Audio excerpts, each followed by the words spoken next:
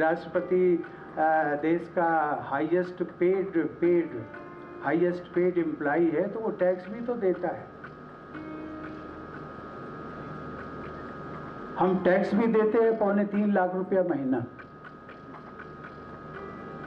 लेकिन वो कोई कहेगा कि आपको, लेकिन जो मिलता है उसकी सब चर्चा करते हैं कि आपको तो 5 लाख मिलता है,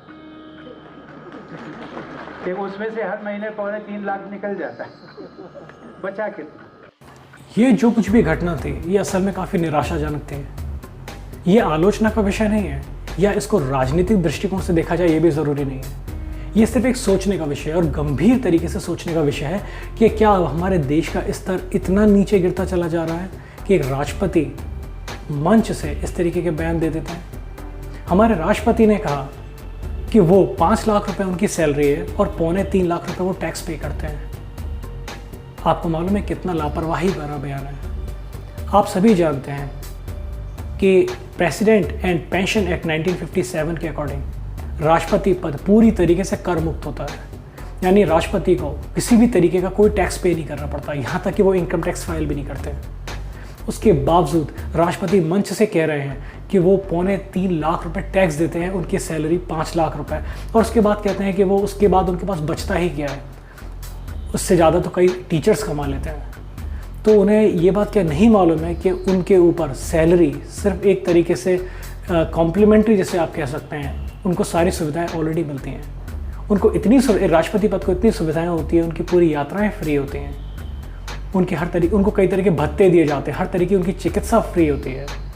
उनके ऊपर उनके रहने खाने पीने, उनके मेहमानों के आगमन से लेकर हर चीज़ पर तकरीबन 2.5 करोड़ रुपए खर्च किए जाते हैं सालाना, और वो अपना कंपैरिजन टीचर से कर रहे हैं।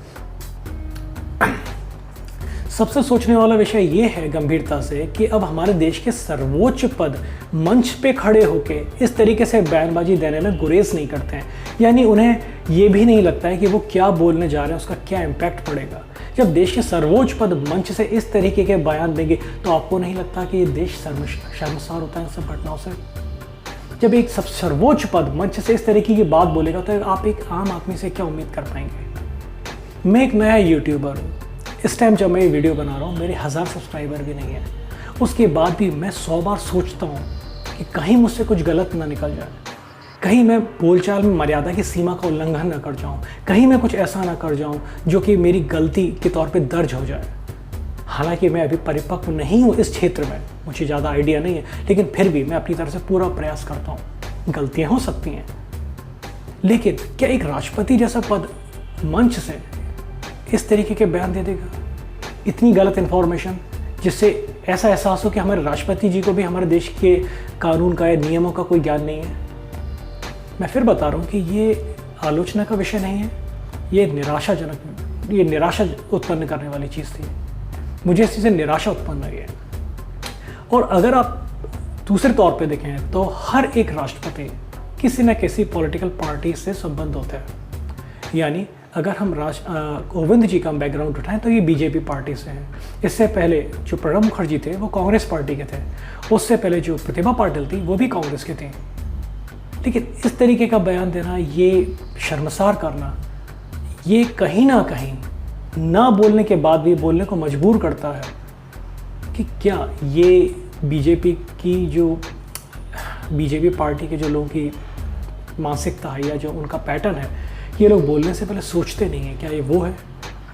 इतना बड़े पद ने भी बोलने से पहले सोचा नहीं कि वो क्या बोलने वाले हैं? रामनाथ कोविंद जी 2017 से देश के राष्ट्रपति हैं, तो क्या उन्हें नहीं मालूम कि वो कितना टैक्स पे कर रहे हैं? उन्हें मालूम होगा, फिर भी उन्होंने कह दिया कि वो 3.25 लाख रुपए पे करते हैं टैक्स के तौर पे। तो बस आप ये देखते चले जाइए कि राजनीतिक तौर पे हमारा जो पतन है किस स्तर तक होता जा रहा है और आगे किस स्तर तक होगा। ये गंभीरता से देखने वाली चीज़ें हैं, इसको हल्के तौर पे मत लीजिएगा। ये एक बहुत गंभीर विषय है कि राष्ट्रपति भी अब बयान देने से पहले सोचते नहीं हैं। देखते हैं अब आगे हमारे देश की क्या स्थिति होती है। चलिए मिलते हैं नेक्स्ट वीडियो में।